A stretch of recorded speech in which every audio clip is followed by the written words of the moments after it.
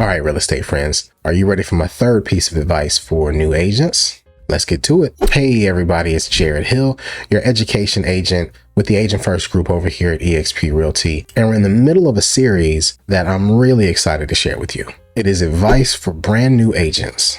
So often I have real estate friends from all over the country tap into the DMs just asking for different pieces of advice. So one day I sat down and I just thought to myself, Jared, what do you typically share with new agents? And there we have it. These are the different things that I've had the pleasure to share with agents and train on. So hey, if you haven't checked out the first two videos in this series, go ahead and check those out. In those, I told you the step number one was to find a broker. And I gave you some questions to ask when you're interviewing with the broker. That way you find the right fit.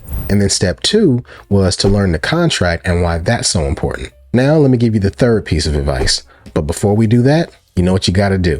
Go ahead and subscribe to the channel and please leave me a thumbs up. Like, please. Let me get the like so the folks at YouTube know you care and you want to see more of these videos. So let's get into our advice for today. It is important that you determine your money-making activities now. There are a lot of terms in real estate and this one can be a little bit confusing. At least for me, when I first heard it, I was like, money-making activities. I want to make money, so anything I do is going to be along those lines, right? Wrong.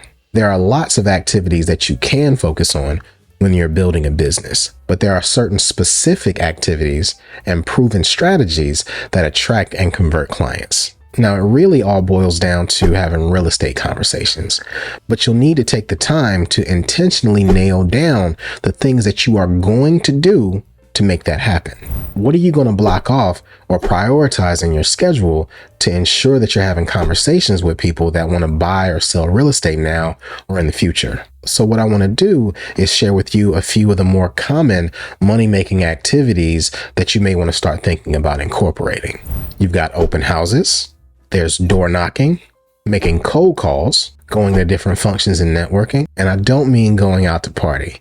I mean scheduling specific events to attend with the intent of making connections. Again, having those tangible real estate conversations. Within my group, we have a few accelerator programs, masterminds, and trainings from top producing agents to help you tailor whatever you choose to make your focus. But those are some examples of money-making activities. And I'm pointing these out because there are some other activities that are easy to get distracted by that can be very time-consuming and don't necessarily make you money. And those can be things like designing the perfect business cards, putting a whole lot of time into designing the perfect social media platform, doing photo shoots, setting up an intricate website, Netflix surfing when you should be making your calls. And this is not to say that these things aren't important, because they are, but these aren't always the things that will make you money. One thing that I had to learn was the difference between being busy and being productive. I could be the busiest person in the world and not pulling in a single client or contract. Or I could be productive and be filling my pipeline and know that I've got guaranteed income coming in. You've just got to be willing to focus and dedicate the time to creating those conversations that translate to those opportunities for you to provide value and for you to serve the people that you talk to. And another thing to mention, even attending trainings isn't a money-making activity if you're not actually implementing what it is that you learn. You've got to take what you learn and go out and execute.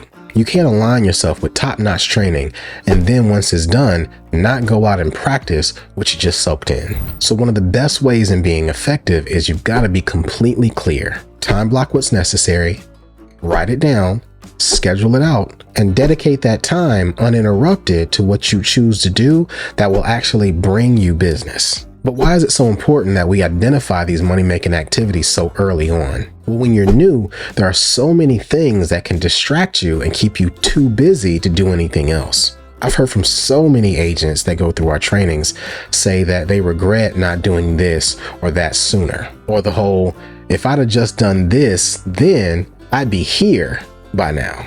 And a rule of thumb that I've sort of adopted and try to live by is that if you're not intentionally working on bringing in new business, you'll eventually be out of business. So when you're new, or even if you're seasoned, really take the time to assess what your day looks like and how your time is dedicated. During your day, are you typically spending a few hours scrolling your social media? and then another few hours deciding on business card templates? Or are you making your calls, for example? Definitely do those things, but you got to make sure that you prioritize what's most important. The point being that you just don't want to waste a whole lot of time. Because think about it. Let's say you meet someone today who is ready to list their home or buy a home today. They already came pre-approved and already had the perfect home picked out, or they just called and said, hey, I want you to list my house on the market today. You're still looking at an average of about 30 days before you make it to the closing table. So there's no income for you on that transaction for at least about a month. Now, the statistics show that it takes on average 6 to 8 months from that first interaction and conversation with someone to them actually making it to the closing table. And of course, it definitely could happen sooner, and sometimes it takes even longer. So you don't want to have wasted the first 6 months to a year working on Instagram pictures before you have your first conversations. And I'm not saying don't market, because we absolutely have to market. But if that marketing is not bringing you new real estate conversations, we may need to reprioritize how much time we spend in doing that. So I want to make sure that from the very beginning, you are in tune. You're talking to your mentor, you're talking to your broker, you're taking cues from those agents that are out there doing business successfully. Take the time to figure out the things that you're going to do that are going to bring money in your pocket, and then start doing them. Got it? Awesome. Now, if you made it to the end of this video and you're not already subscribed, come on, click that subscribe button and hop in the comments and let me know what money-making activities you're doing in your business. And please feel free to share this with another real estate friend that you feel might get some value. And not only this video, but the entire series. I truly, truly hope that it helps. I want to see you grow your business. I want to see you scale your business, and not only for the financial benefit, but because you get a chance to grow something that you truly love. So I'll see you next week, where I'll share my 4th piece of advice for brand new agents.